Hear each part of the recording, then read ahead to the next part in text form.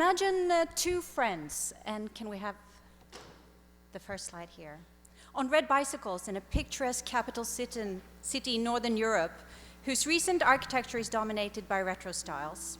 The two friends are equipped with a map marked with places and urban situations considered interesting or problematic by young local architects.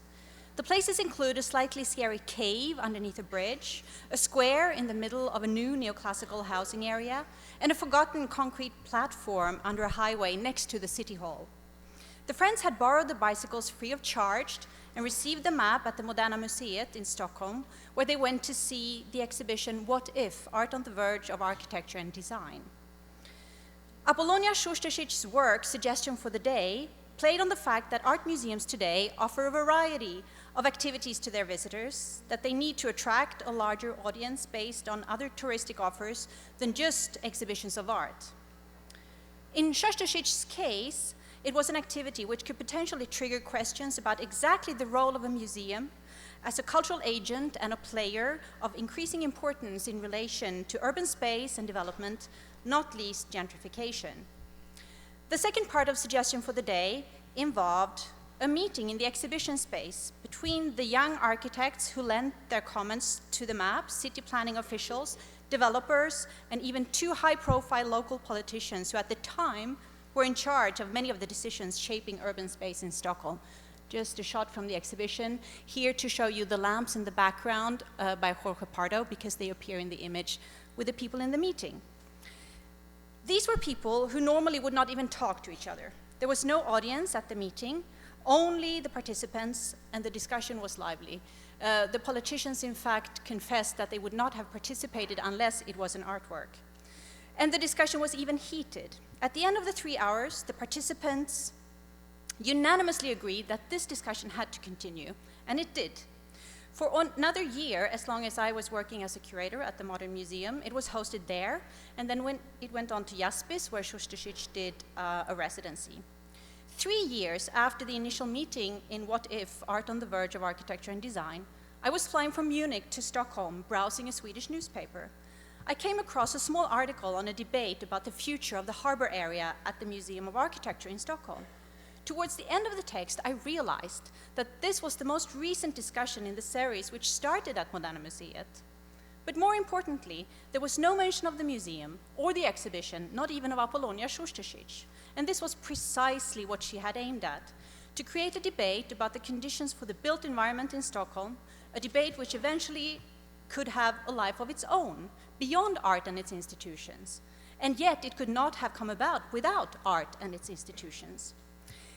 Here I would like to evoke what Ricard Tiravanija has often said when asked what he makes of relational aesthetics, the term coined by the critic Nicolas Bourriaud to grapple with Tiravanija's and some other artists' work.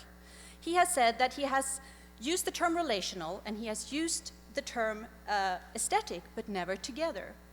I have used the term social and organizing, but not together. I've used both aesthetic and act, but not together. So let's think for a moment about some challenges facing the kind of practices which this summit celebrates.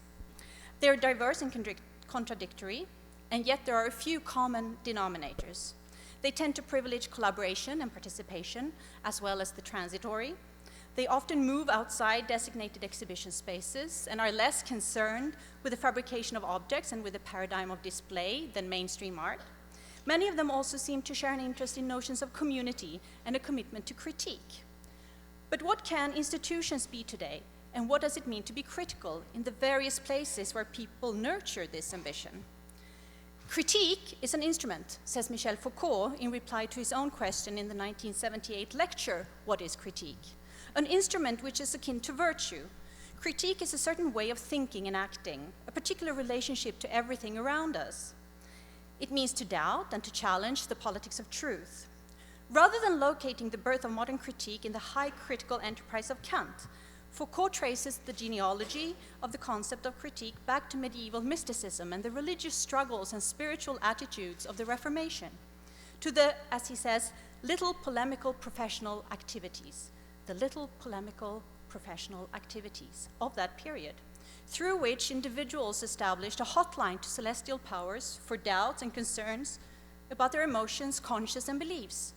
Their queries did not halt at the spiritual, but logically also brought them to the church's representatives on earth and how the land lied there. How to govern was to Foucault a fundamental question during the 15th and 16th centuries. And many subjects came to the conclusion that they did not want to be governed just like that, or quite as much. They did not downright refuse to be governed, but they wanted government to function otherwise.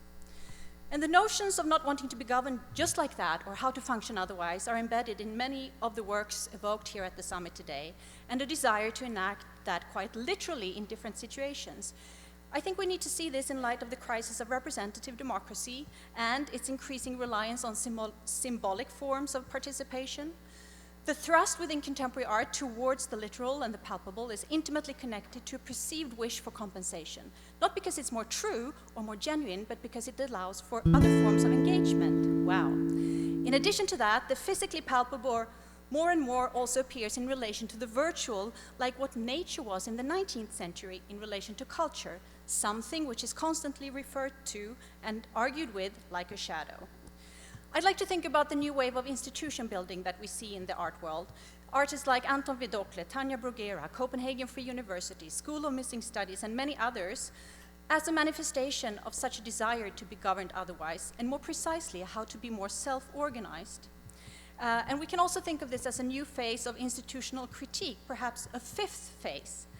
And I would like to also mention what an influential thinker, namely Gerald Raunig, has said about this, philosopher and founder of EIPCP in Vienna, namely that institutional critique has remained strangely insular and not contextualizing enough the critique within a larger cultural, even societal and political critique. And I have to say at the end that we have to think about how critique can work. Perhaps it's a bit like humor and love. If we say that we're going to be critical, the joke is going to be funny, or we want to fall in love.